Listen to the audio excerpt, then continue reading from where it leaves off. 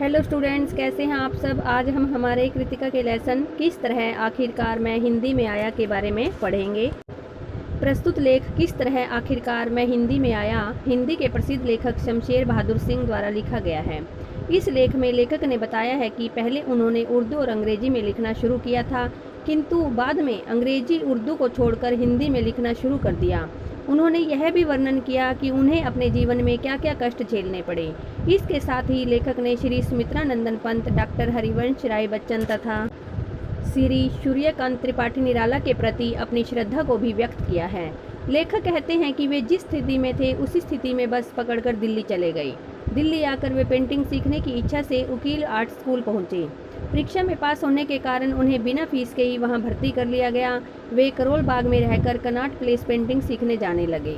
रास्ते में आते जाते वे कभी कविता लिखते और कभी ड्राइंग बनाते थे।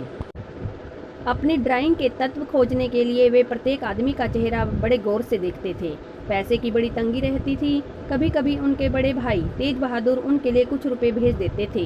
वे कुछ धन साइन बोर्ड लिखकर कमा लेते थे। अतः अपनी टीस को व्यक्त करने के लिए वे कविताएं और उर्दू में गज़ल के कुछ शेर भी लिखते थे। उन्होंने कभी यह नहीं सोचा था कि उनकी कविताएं कभी छपेंगी। उनकी पत्नी टीबी की मरीज थी और उनका देहांत हो चुका था, अतः वे बहुत दुखी रहते थे। इस समय महाराष्ट्र के एक पत्रकार उनके साथ रहने लगे। इसी समय एक बार क्लास खत्म होने तथा उनके चले जाने के बाद बच्चन जी स्टूडियो में आए थे।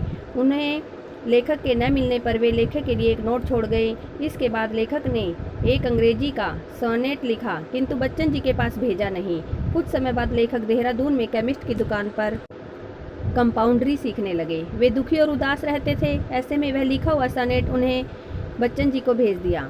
देहरादून आने पर बच्चन जी डिस्पेंसरी में आकर उनसे मिले थे। उस दिन मौसम बहुत खराब था और आंधी आ जाने के कारण वे एक गिरते हुए पेड़ के नीचे आते आते बच गए थे। वे बताते हैं कि बच्चन जी की पत्नी का देहांत हो चुका था, अतः वे भी बहुत दुखी थे। उनकी पत्नी सुख दुख की युवा संगनी थी। वे बात की धनी, विशाल हृदय और निश्चय की पक्की थी। लेखक बीमार रहने लगे थे, इसलिए बच्चन जी ने उन्हें इलाहाबाद आकर पढ़ने की सलाह दी और वे उनकी बात मानकर इलाहाबाद आ गए।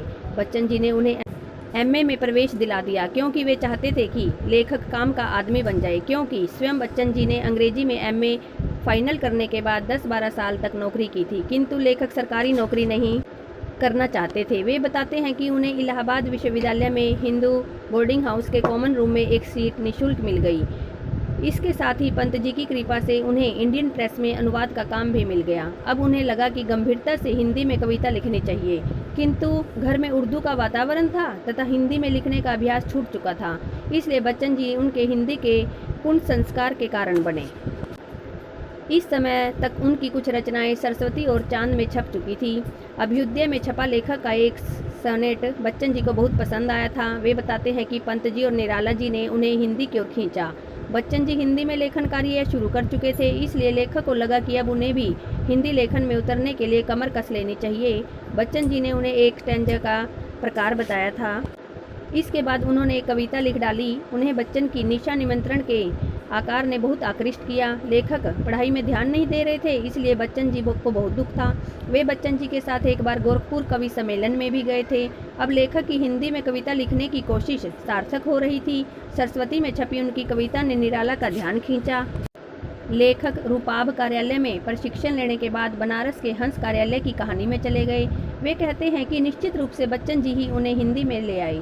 वैसे बाद में बच्चन जी से दूर ही रहे, क्योंकि उन्हें चिट्ठी पत्री तथा मिलने जुलने में उतना विश्वास नहीं था। वैसे बच्चन जी उनके बहुत ही निकट रहे।